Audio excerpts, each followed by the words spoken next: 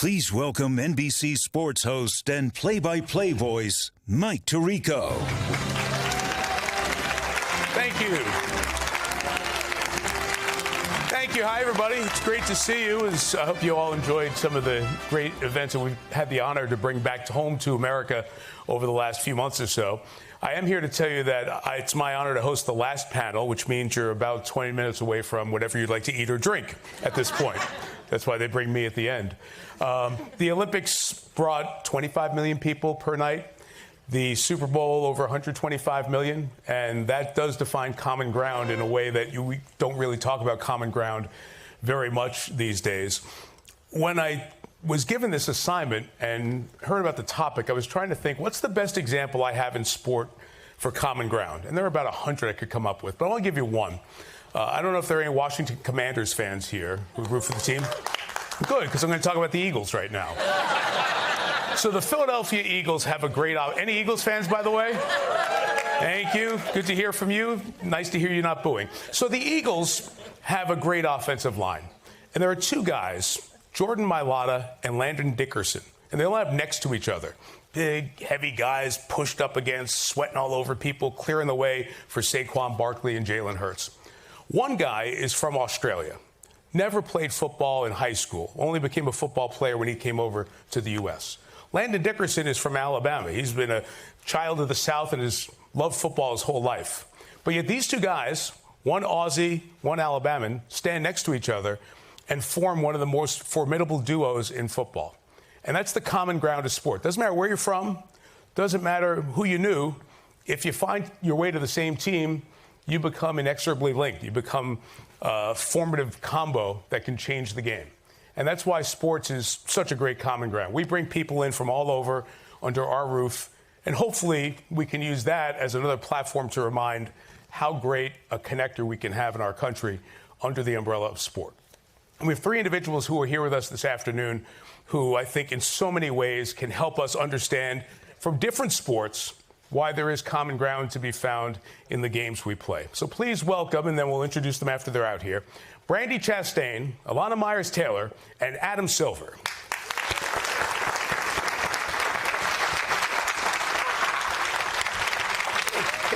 Thank you. Commissioner, thank you so much. Okay, the quick bios. Do you want the real formal bios or you just want the headlines? No. Want the headlines? Okay, Brandi wore a sports bra once. Shared it with everybody. After a bit of I'd say the most historic goal scored in American soccer. Three-time Olympian, couple of World Cups as champion for Team USA playing soccer, and has spread the world of soccer, her word, her excitement, her passion for the game over the years. Elana is fresh off winning a gold medal in Milan Cortina.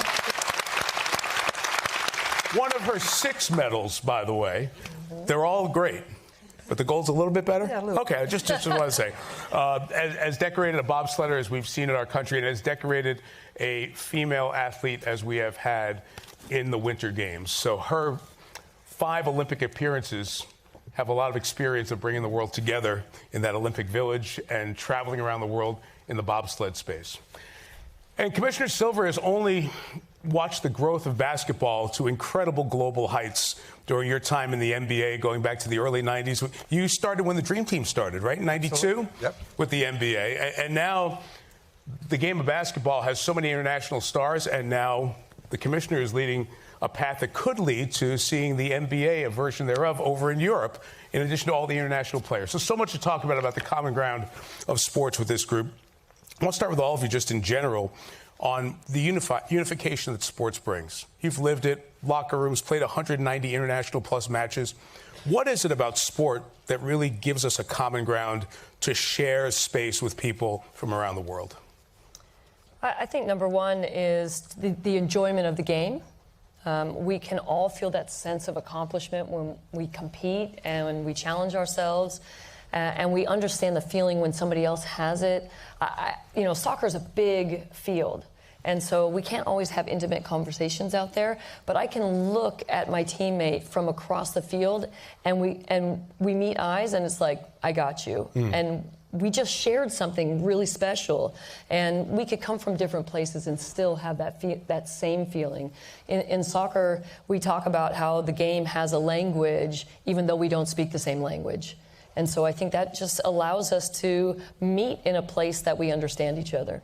Elana, how about for you in bobsled? It's a difference. And by the way, we should say you're back someplace very familiar for you, because you started this athlete tour and quest as a softball player at George Washington. Yep, right down the road. So we got you back in D.C. So how the heck, by the way, how did you go from George Washington record-setting softball player to Olympic 6-time medalist in bobsled? So, I think it all started with the Olympic dream. And I grew up right outside Atlanta. 96 games were there.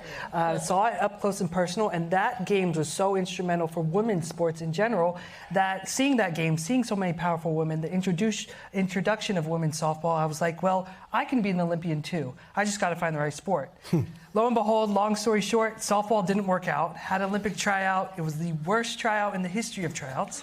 There's no lie. Is that just for you? Yes, that was for me. It was that bad. I mean, objectively, if anybody was there, they could attest to it. It was that bad. So I still want to be an Olympian. I had this dream to represent my country. And I think that's one of the biggest things unifying of sport, especially at the Olympic level, is because it transcends just you as an athlete. It's about your country. It's about going out there representing the red, white, and blue as best as you can. And it doesn't matter what political background you are, where you come from, or anything like that. Like, it's all about a greater good. And in that case, in our case, it's your country. I want to get to the passion of the Olympics and the connection of the Olympics in a minute. Commissioner, we at NBC are back associated with the NBA after a great long run during the Michael Jordan era, if you will. And year one coming back has meant for me a return to the NBA after a decade away from it in terms of covering. And what I love is the number of international players. We just had 2 games in San Antonio where Victor Wembanyama from France and Deni Avdija from Israel, the 2 best players on each team, and that's not uncommon around the league. So I guess you see the common ground in a very different way. Yeah, a few things. First of all, I have to mention Elana's husband works for the San Antonio Spurs. You left that out of her bio.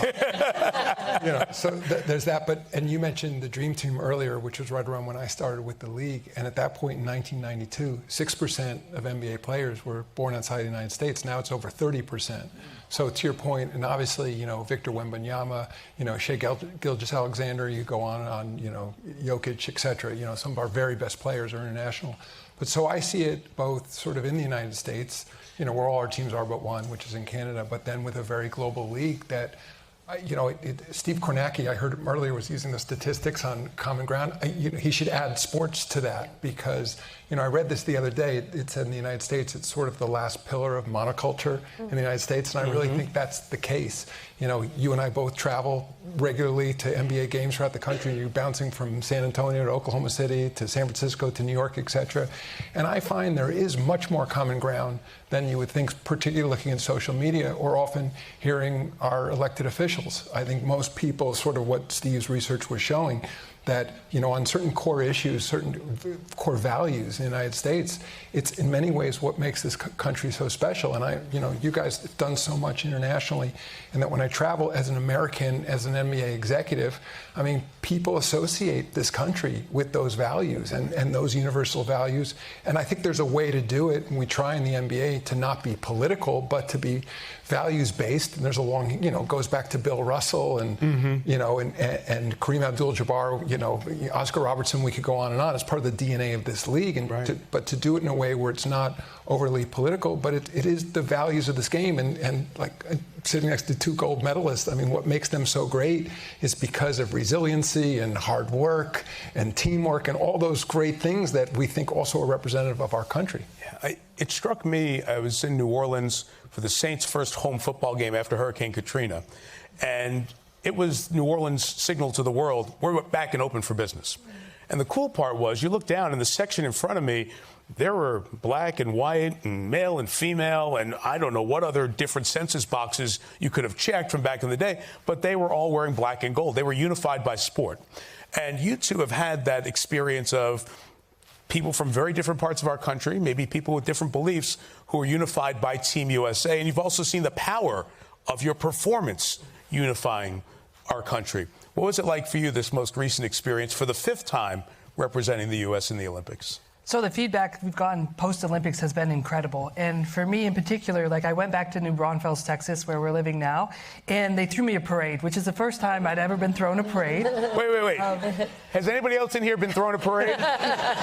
All right, so you are the expert on this. Okay. Talk to us, girl. Come on. And so what was really cool about this is I think, like I thought a lot about this afterwards, and I think people just went into their closets, pulled whatever red, white, and blue they had in their closets out, and came to the parade. And so looking out, I was on a fire truck, looking out on the people who attended the parade, you saw people in a Harris t-shirt right next to people in a Trump t-shirt. And it didn't matter because they were there to celebrate something that was bigger than all of us, celebrate this great moment that happened in the Olympics and something positive. And that's what I really felt like the Milan Cortina Games, Olympics and Paralympics really brought, is they brought a positive moment when so many people are going through so many hard times. Like they were able to turn on their TV and see athletes from all walks of life doing their best to represent the country and win medals. And Brandi, it didn't start with you all, but in many ways it did. In 1999 in the Rose Bowl, winning the World Cup as the World Cup was held in the United States. And of course that had a unifying effect for the U.S. But it also had a unifying effect, I think, for women's sports, because that may be that first event that people can look back and say, wow, that's our team. And it was a bunch of guys who were so proud of what the women did. And that has really taken off. It's more than a moment, it's a movement now in women's sports. As you reflect back over the last couple of decades since that happened, why do you think that impact was so powerful then and has grown from that point on?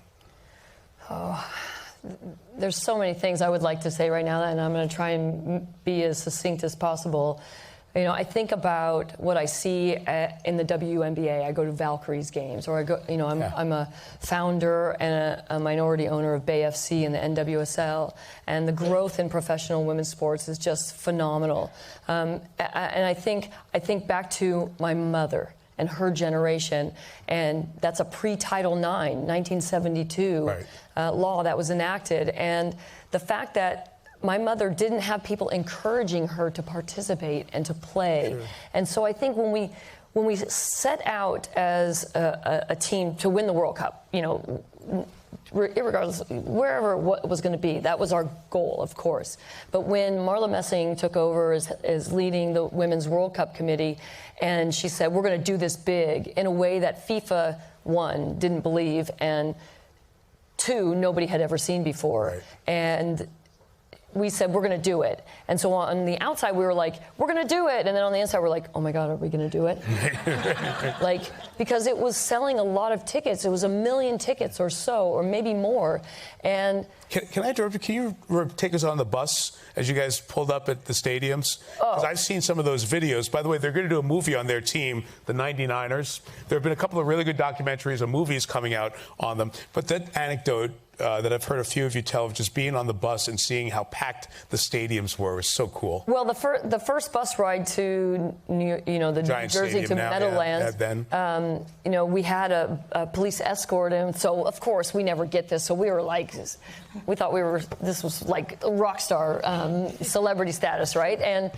And we're all on the bus. Some of the people have their hair painted and their fingernails are done, and you know, like little kids. And we get close to the stadium, and the traffic is so dense, and now we're in it. And we're like, what the heck is going on? Like, honestly, the question was, why are we not going? And then we inched close to the stadium, and we realized, oh, my gosh, they're coming to the World Cup. Yeah. And it was like we were looking out the window like we were at the zoo. It was like, who were the people looking? Were we the animals? Were they the animals? Like, we don't know. But it was just this surreal moment of they're coming to watch women's sports. And so I think 1999 was a seminal moment because nobody had ever dreamed or believed or invested in an event that would be so big like this before. And to be honest, we crushed it. Yes, absolutely. And the legacy is still going on. And as strange as it is, like, my story doesn't happen without your story. Like, I remember there's very few pivotal moments in your life that you remember exactly where you were sitting. And I remember I was at a softball tournament, oddly enough, and our team, huge soccer fans. I had only played soccer marginally, but I remember exactly where I was sitting in the restaurant we were at. We had a break in the tournament, and I remember watching everything and watching that, and that put a seed in my head. Is like, hey, this is what women's sports can look like at the highest level, and I want to be a part of that. So you set a legacy for athletes, even in winter sport, that you might not have even knew would have happened in that moment. No, we did not know that. And you've been a part of that. Okay. I also say just because we're here in Washington, D.C., I don't think either one of their stories, Brandi mentioned, it would have happened without Title IX. Right. I remember when we launched the WNBA 30 years ago, Birch Bayh, senator from Indiana, was the co-sponsor of the bill, threw up the opening ball. And I mean, it just shows where government policy can really make an impact on these things. And, thank you for mentioning the WNBA, but it was interesting. I mean, it took a long time to build that league. So much credit goes to my predecessor, David Stern, Val Ackerman, who was the first commissioner of the WNBA. And it's been amazing what we've seen. I mean, thanks to incredible athletes like you guys, just that turn in women's sports really, it began sort of certainly with your team, inspired all kinds of women, and create business opportunities as well. I mean, part of it is the commercial side of it. But what we're seeing in the WNBA, just in the last 5 years or so in particular, our current commissioner is doing a great job. Draft, was like huge audience for the draft, the interest in these athletes now. So it's really spectacular. And I'd say, again, like when you see the interest from the public, and it's quite remarkable. I mean, just what we're now seeing. I mean, and thanks to I was doing something with Serena Williams around the Olympics. We were both there in Paris, and we were having a discussion. And I forget exactly what the question, but she essentially said, "We were always here." It wasn't like all of a sudden like we were here, we were doing these great things. It's like all of you finally are now recognizing that. Yeah, and I think that really is the true story. For decades, women have been talking about, hey, when Title IX was enacted, people couldn't believe that women were interested in sports. And we said, well, you don't give us there's nothing on the menu. Right. Like, how can we choose if we don't have it to choose from? So that's what I was going to say, is that we've been talking about this. It took U.S. Soccer from, after 1999, it took them 23 years to get pay equity. 23 years. A few lawsuits in there. Yes. But that's what I'm saying. It was not overnight that 99 turned everything. It planted the seeds. It was a watershed moment. There was a lot of impact. But it took time, and it took a lot of people to be invested, like the resiliency that you had in your career to get to that fifth Olympic Games and win that gold medal. 5 games, 6 medals. It just gets it's all numbers. It's confusing. It's all numbers. We need Kornacki back out here. We only have a couple of minutes left. I want to hit you with a few quick thoughts. I'd love to start with you. We talk about common ground.